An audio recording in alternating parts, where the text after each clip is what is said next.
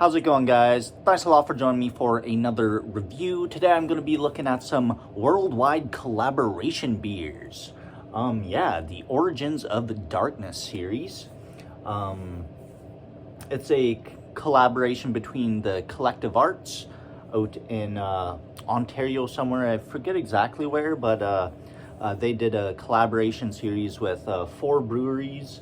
At least these 4 breweries. I think they might have more collaborations of the same name with other breweries. I don't know exactly, but picked up these guys. 4 breweries from across the world. One from Massachusetts, I believe. One from England, maybe. One from New York. One from Massachusetts. One from, I believe these guys are Danish or Dutch. And then this guy here, the beer I'll be looking at today.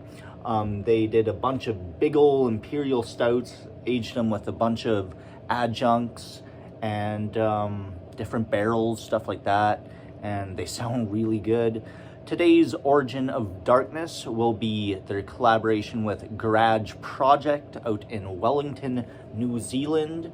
Gotta say right away, love the artwork on these guys. I mean, that is pretty badass. Pretty big metalhead. Not so much anymore, but at least a few years back, huge metalhead since my mid-teens and stuff. And yeah, pretty cool stuff. I really dig that artwork. Man, that's cool. The artwork's done by a guy by the name of Pedro Correa out in Florianópolis, Brazil. Yeah, pretty rad. This beer is coming in at 10.8% alcohol by volume. It's an Imperial Stout aged in oak barrels and finished in tawny port barrels with New Zealand Pinot Noir, Pacific vanilla, and New Zealand cacao. So pretty rad. Chocolate, vanilla, Pinot Noir, tawny port. That sounds pretty good. So without further ado, let's get it cracked, poured, see how it is. Some really interesting looking beers, interesting sounding beers. Tons of just really cool adjuncts they're using in this series. Vanilla and chocolate for this one, but I think one of them is like peanut butter and stuff, and one of them is, I believe, like a coffee one or something like that, and just pretty rad. Wow, I can smell that from here. That's awesome. Yeah, pours pitch black. Really nice looking beer. Just a pitch black body. You can't see any carbonation on there as it is so dark.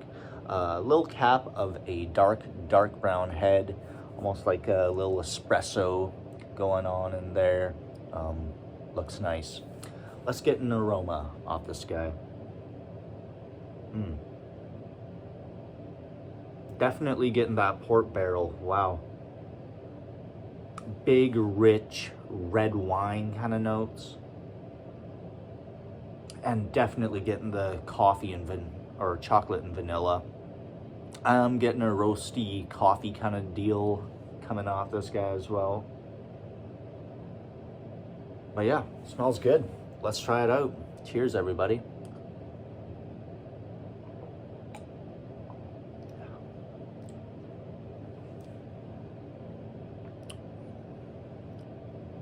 Ooh, bit of heat to it.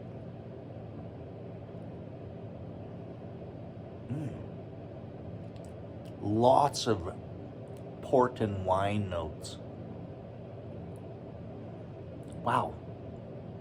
Deep, rich, barrel-y, sweet red wine notes throughout. Gives it flavors of like blackberry, vanilla. I guess it's made with vanilla, so you can expect that. But just really cool. Yeah, it does taste like if you took like half a stout, half a port and kind of mix it together, except better, obviously.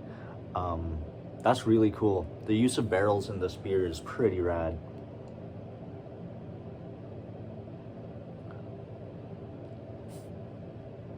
Wow.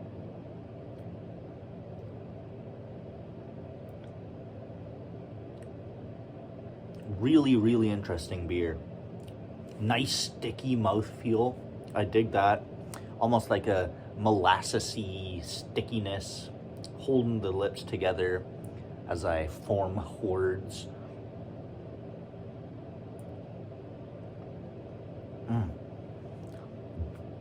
There are flavors of molasses for sure, burnt sugar, stuff like that. A slight bitterness. Don't know where that's coming from. I'm not really getting a big hop presence to it, but there is a slight bitterness, almost like a oaky tannic kind of thing.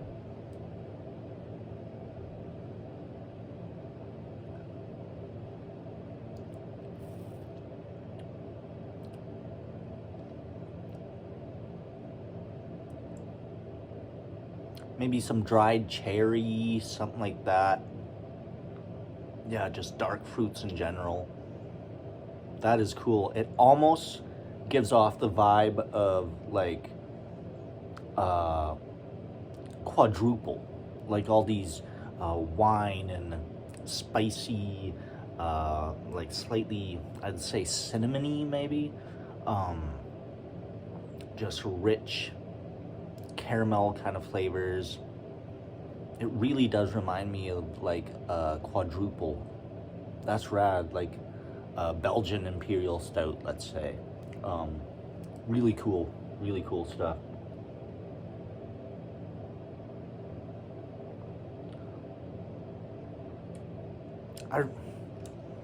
You know, it's wicked smooth.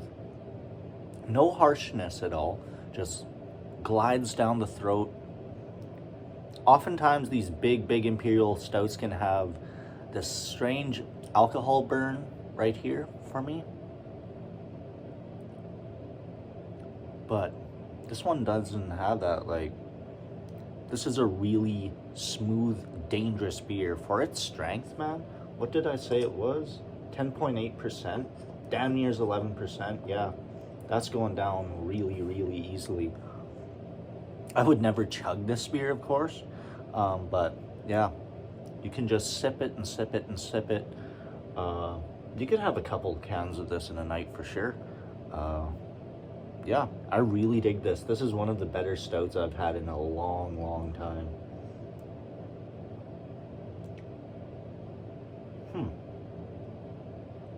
Really interesting.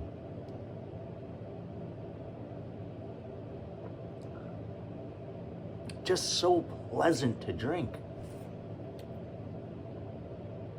Just everything together, the flavors that I like, the dark, rich, not super bitter at all or tannic barrels. Yeah, the dark, rich fruit, the wine notes. It does remind me like of something they would make like craft beer cocktails out of. This is what you would want as a result, you know, like port, some stout, maybe some brandy or something like that in there, you know. Blackberry juice, stuff like that. But this is wildly good. Wow. Ratings wise, I think if I rated this 95, I might be doing it in injustice. Like, that's how good this is. I'd say 96 right there. This is pretty much A plus kind of beer. This is world class. I like that. Man, just so easy drinking. Often these Imperial Stouts can have like this astringency to them. None of that on this beer. It might be because I just had like a shot of tequila and maybe that kind of numbed it a little bit, but I had some water after that. Shouldn't really be affecting it, but yeah, damn, that's really good. That's really good. Oh, you owe it to yourself to pick up a can if you can find one. They're in Alberta right now on everything wine and more.ca, I believe .ca. All of these are on there, and I believe it's like a really nice price, like $5-6 a can, something like that, for a big Imperial Stout. Fuck yeah, I'd buy that all day. So yeah, there we go. Let me know what y'all think of this beer. It's getting a big old 96 from me. Thanks for watching, everybody. Please give me a like, comment, and subscribe. And until the next time, cheers, everybody.